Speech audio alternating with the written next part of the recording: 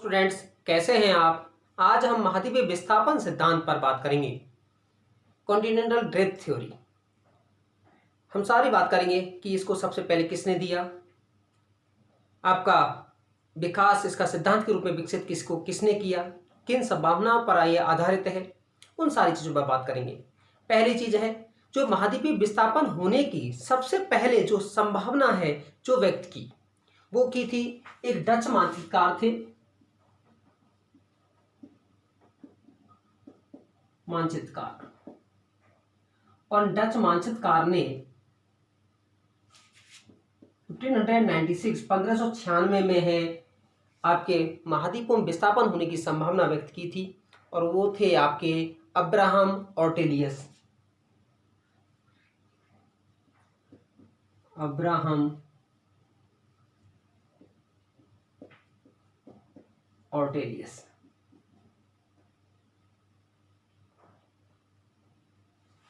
तथा तीनों महाद्वीपों को एक साथ जुड़े होने की जो संभावना है जो व्यक्त की, वो थी एंटोनियो पेलिग्रिनी।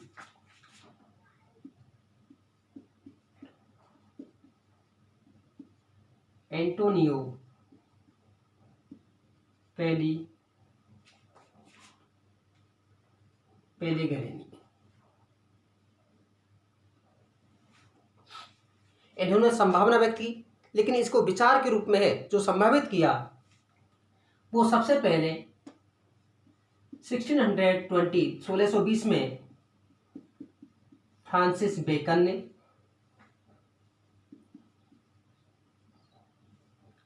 उसके बाद में है आपका 1858 में 1818 में इसको स्नाइडर ने, और 1910 में संकल्पना के रूप में एबी टेलर ने, और इसे एक सिद्धांत के रूप में 1912 में वेगनर महोदय ने दिया। वेगनर महोदय ने सिद्धांत के रूप में।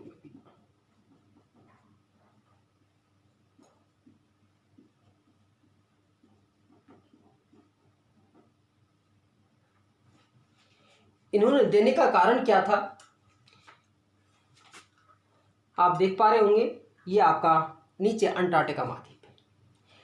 इन्होंने देखा कि अंटार्कटिका महाद्वीप में कोयले की परत का पाया जाना, जिससे पता लगता है कि पहले ये भाग है जो आज हमारा बहुत शीत क्षेत्र है, पहले उष्ण आर्द्र जलवायु में रहा होगा। या भारत है, दक्षिण अमेरिका है, अफ्रीका में है ग्लियोसोप्टेरिस वनस्पति का पाया जाना, अर्थात आपका हिमानीकरण का प्रमाण पाए जाना, उसे प्रभाव आपका पता लगता है कि ये वाले भाग भारत जैसा देश है, आपका प्रायद्वीपीय भारत है, वो हमारा शीत जलवायु में रहा होगा। तो इनका ये सिद्धांत है दो संकल्पना पर आधारित है। कौन कौन सी संकल्पना है?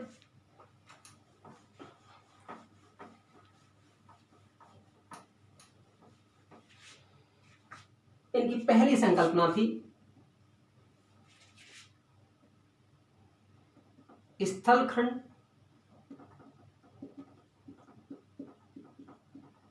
स्थिर रहे हों,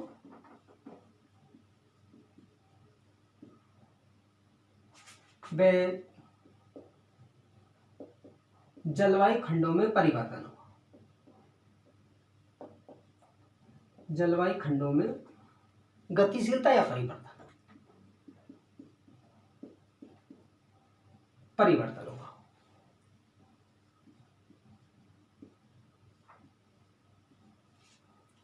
दूसरी संकल्पना थी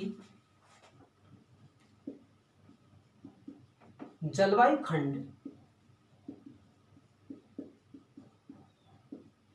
स्थिर रहे हों, व स्थल खंडों में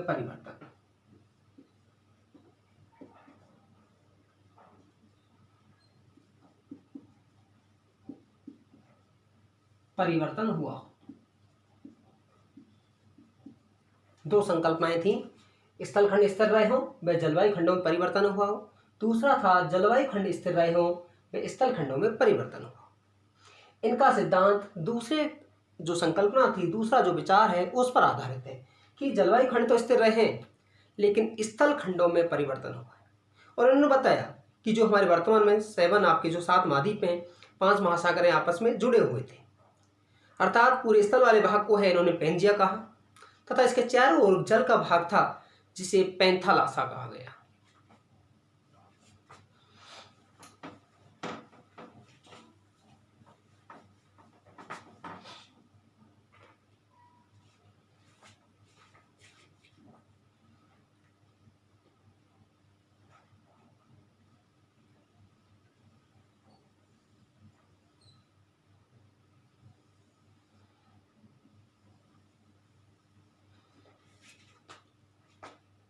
ये आपका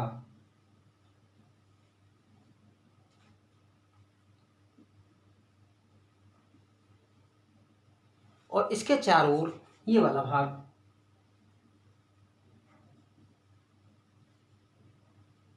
पैंथालासा।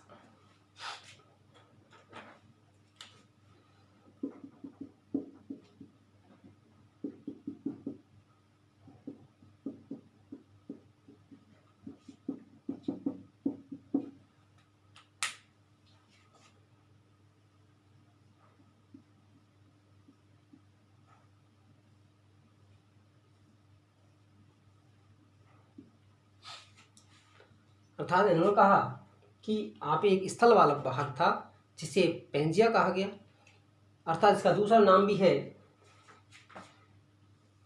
Super continent.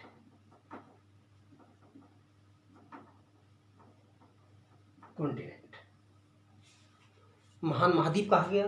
दूसरा है इसके चारों जो जल का विस्तार था उसे पेंजिया कहा। फिर इन्होंने बताया ये स्थिति है कार्बोनिफेरस में थी, लेकिन अंतिम जब कार्बोनिफेरस हुआ तो उसमें इस पेंजिया में विभाजन हुआ। अब वो विभाजन हुआ, इसके 2 भागों में विभाजन हुआ, अर्थात इसका 2 भागों में टूटना हुआ। अगले डायग्राम के रूप में हम इधर ले लेते हैं।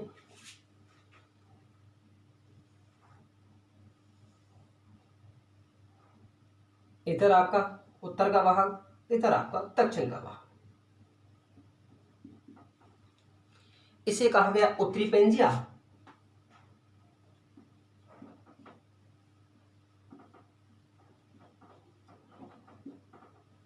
और ये दक्षिण का हिस्सा।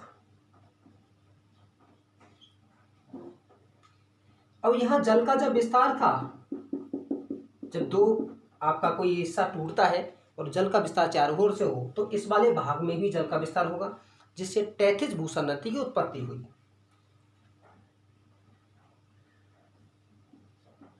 टेथिस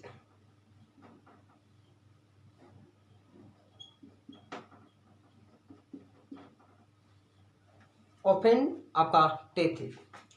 उत्तरी वाले भाग को, जो उत्तरी पेंजिया है या उत्तरी वाले भाग को है, उसका नाम दिया गया, वो था लॉरेसिया या आपका अंगारा लैंड।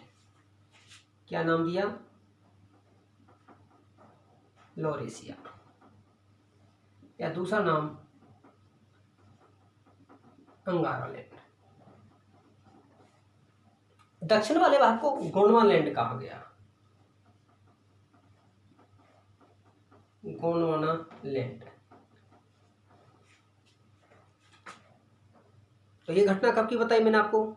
ये घटना है आज से आपका, अर्थात ये आपकी कार्बोनिफेरस में जो युग था उसमें ये घटनाएं आपकी घटती है। उसके बाद जुरेसिक युग में ये अलग अलग हुआ। अब इसमें से भी आपका अंगारा लैंड और गोंडवाना लैंड दोनों हैं आपके टूटे, और वो आपका जो टूट करके है वो अलग अलग से बने।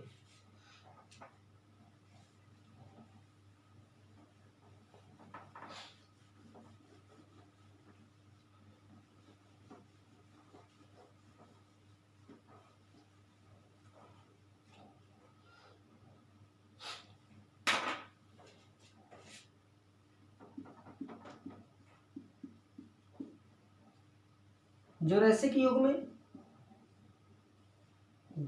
लैंड का विभाजन हुआ।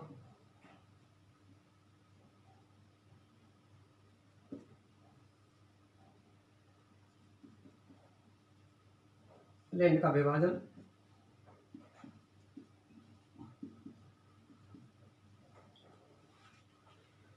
जब गोंडवाना लैंड का विभाजन हुआ उससे कौन कौन से हिस्से हैं आपके बने गोंडवाना लैंड? मैंने कहा दक्षिण वाला भाग, जिससे दक्षिणी अमेरिका महाद्वीप, अफ्रीका महाद्वीप, आपका अंटार्कटिका महाद्वीप, ऑस्ट्रेलिया और प्रायद्वीपीय भारत बने। कौन कौन से हिस्सा बने आपके? दक्षिण America, south America,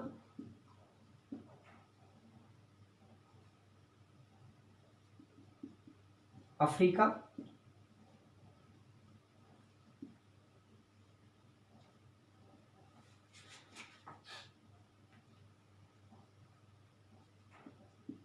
Antarctica,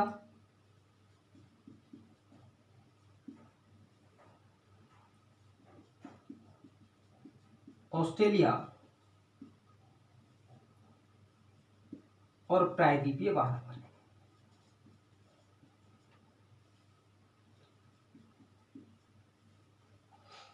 Madagascar भी इसी का पार्ट था, लेकिन आप इतना ध्यान रखिएगा कि गोंडवाना लैंड में कौन कौन से हिस्से बने। जो आपका अंगारा लैंड था, उस अंगारा लैंड से कौन कौन से हिस्से बने?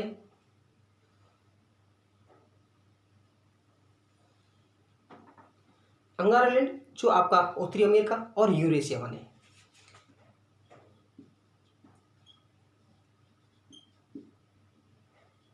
उत्तरी अमेरिका और यूरेशिया में कौन कौन से हैं?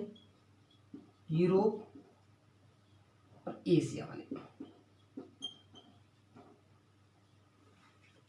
अब इन्होंने बताया जब ये पूरा हिस्सा एक साथ था, उत्तरी अमेरिका और दक्षिण अमेरिका जब इस अलग हुए तो इसके पश्चिम की तरफ विस्थापन होने से अटलांटिक महासागर बना। दूसरी चीज है प्रायद्वीपीय भारत जब इससे अलग हुआ अंगारा लैंड आपका गोंडवाना लैंड से, तो यहाँ पर इंडियन ओशन आपका भारतीय महासागर बना। इन्होंने बताया कि जो आपका पेंजिया है वो 3 परतों से मिलकर बना, सियाल, सीमा और नीपी। सियाल सीमा के ऊपर है, वो आपका फ्लोटिंग अर्थात मूव कर रहा था, तैर रहा था, और बाद में बताया कि इनसे ही अवरोध उत्पन्न हुआ। जब ये आपका उत्तरी अमेरिका और दक्षिण अमेरिका पश्चिम की ओर है मूव किए, तो ये इसके पश्चिम किनारे पर है रॉकीज और एंडीज पर्वत बने, और आपका ऐसे ही हिमालय पर्वत की उत्पत्ति हुई। ये आपका इन्होंने बताया। अब दूसरा चीज इन्होंने बताया कि इसका जो आपका मूव होने का कारण क्या है, या आपके जो फोर्स ऑफ ड्रिफ्ट अर्थात प्रवाह का बल क्या है।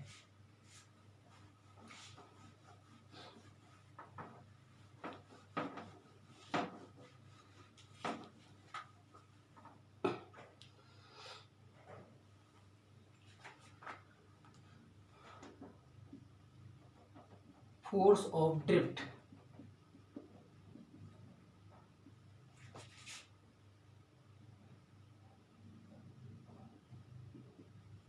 प्रवाह का बल,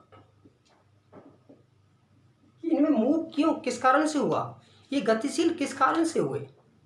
और इन्होंने बताया कि इसके 2 कारण थे। इन्होंने बताया कि पृथ्वी की घूर्णन गति के कारण जो भूमध्य रेखीय उभार उत्पन्न हुआ, उससे एक बल उत्पन्न हुआ जिसे कहते हैं फोर्स ऑफ बायोसेंसी। आपका बायोसेंसी जो फोर्स था उसकी वजह से,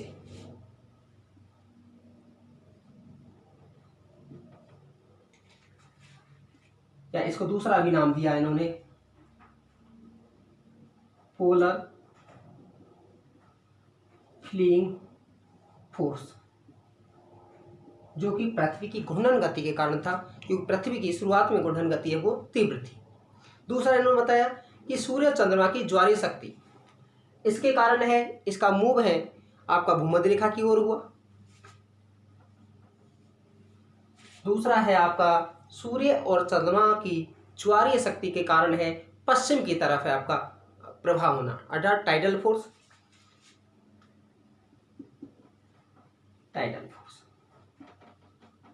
और टाइडल फोर्स किसके कारण थी? सूर्य व चंद्रमा के कारण।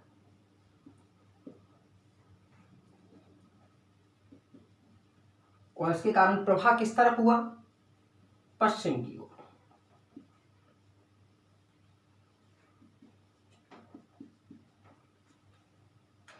और इसकी वजह से जो प्रभाव किसकी दिशा में हुआ? भूमध्य रेखा की ओर।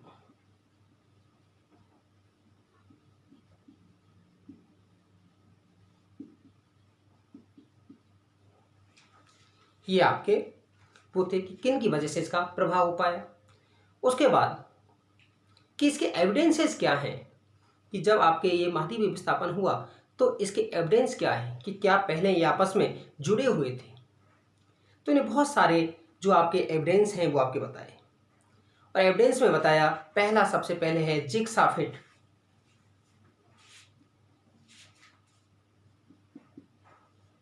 जिग्सा फिट, जैसे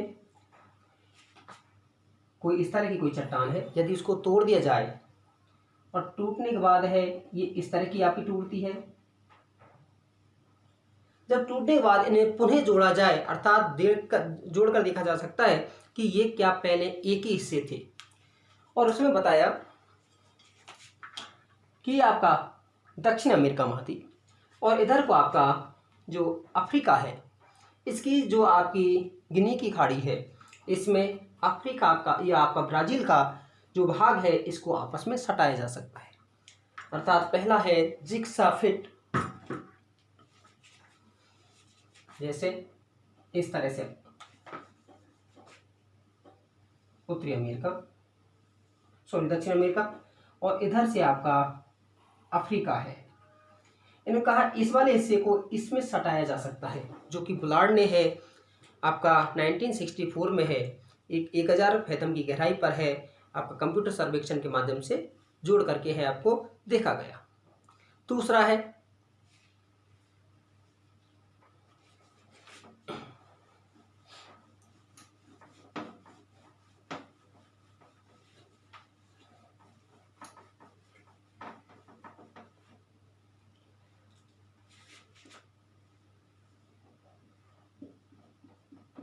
दोनों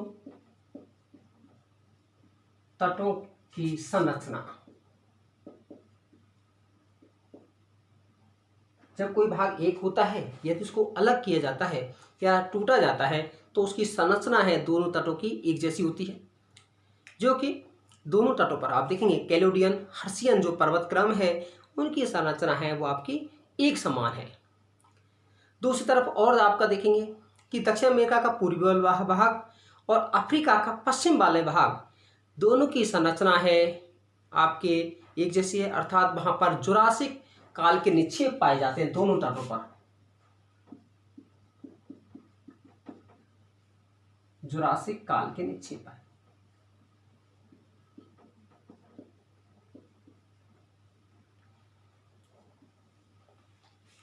उसके बाद जीवाश्मों के वितरण में या आपका जीवाश्मों का वितरण, देखिए जीवाश्म का वितरण की बात करें,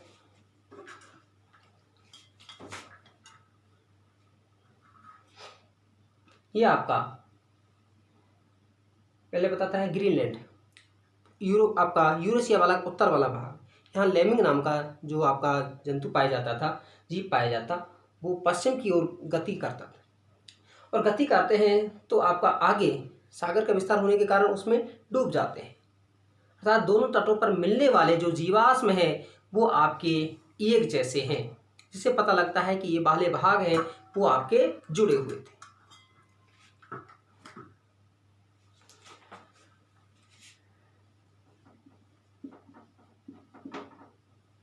जीवाश्म। नेक्स्ट है आपका प्लेसर निक्षेप।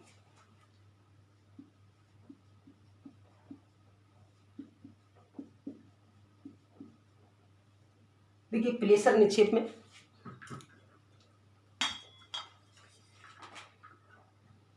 ये आपका देख पा रहे हैं, यहाँ घाना का तट है और घाना के तट पर है सोना है वो आपका गोल्ड पाया जाता है, लेकिन उसकी जो उत्पत्ति की जो चट्टान है वो वहां पर नहीं पाई जाती, वो चट्टान है ब्राजील में पाई जाती है, जबकि ब्राजील में सोना नहीं है। तो इससे पता लगता है कि ये दोनों भाग हैं आपस में जुड़े हुए थे। नेक्स्ट है आपका टेलाइट या ग्लोसोप्टेरिस वनस्पति।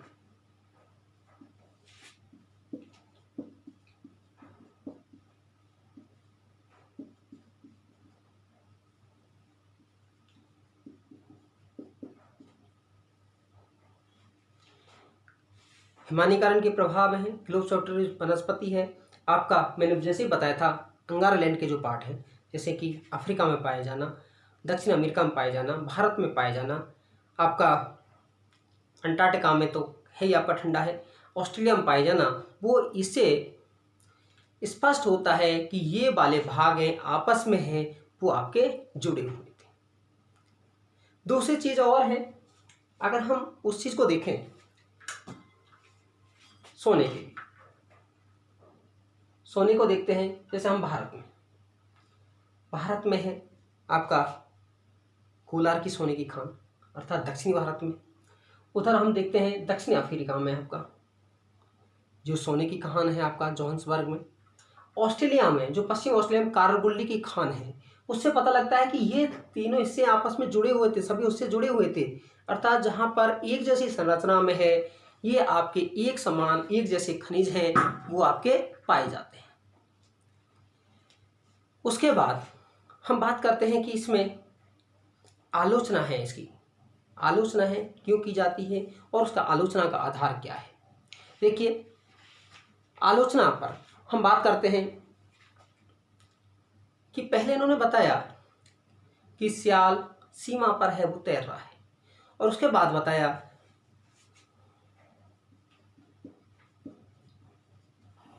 आलोचना।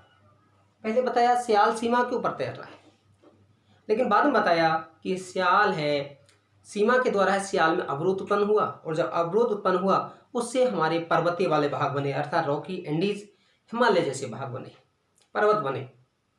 दूसरा है, इन्होंने जो फोर्स बताया जिससे पश्चिम की तरफ है आपका मूव करना है, वो बताया कि ये आपके सभी भागें पश्चिम की तरफ है आपकी गति कर रहे थे, और गति करने के वो गति तभी संभव हो सकती है जो वर्तमान सूर्य और चंद्रमा की जो ज्वारीय शक्ति है, वर्तमान की जो ज्वारीय शक्ति है, यदि उससे 90 अरब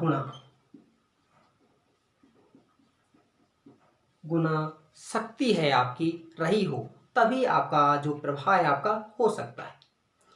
नेक्स्ट है कि आंध्र महासागर के दोनों तटों में पूर्ण रूप से साम्यता है आपकी नहीं पाई जाती। नेक्स्ट चीज है कि यदि आपने ये हिस्से आपने जोड़ भी दिए, लेकिन इनके बीच में मध्य महासागरीय कटक पाया जाता है। यदि आपको जोड़ा जाएगा तो मध्य महासागरीय कटक है उनमें अवरोध उत्पन्न करेगा, अर्थात पूर्ण रूप से साम्यता उत्पन्न नहीं होगी। अब उसके बाद है कि ये इसको पूरी तरह से नकार दिया जाए या नहीं आपका, अर्थात इसका मूल्यांकन। देखिए, मूल्यांकन रूप में देखते हैं कि महाद्वीपीय विस्थापन के संदर्भ में यदि सबसे पहले सिद्धांत के रूप में यदि संकल्पना दी तो उसको देने वाले हैं वो आपके वैगनर महोदय थे। वैगनर महोदय हैं जिन्होंने एक नई रिसर्च, नई अनुसंधान के लिए है आपको आधार प्रदान किया। साथ ही साथ है हमारा प्लेट विवर्तनिक सिद्धांत को आधार प्रदान किया, और प्लेट विवर्तनिक सिद्धांत भी ये मानता है कि महाद्वीप विस्थापन अर्थात प्लेट मूवमेंट आपकी करती रहती है। और एक आधुनिक रिसर्च में है ये आपका प्रकाश में आया कि आपका जो डायनासोर का जो अंडा है, एग है, वो केनिया में और गुजरात के तटों पर पाए जाना, जो कि समान पीरियड के हैं। अब देखेंगे आप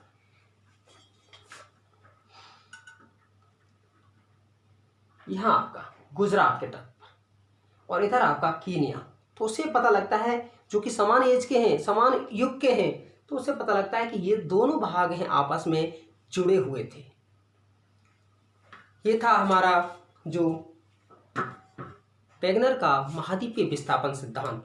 इसके बाद हम अगले उस वीडियो में बात करेंगे आपका जो प्लेट विवर्तनिक सिद्धांत। कैसा लगा आपको? आप ज़्यादा से ज़्यादा लाइक शेयर सब्सक्राइब कीजिएगा। धन्यवाद।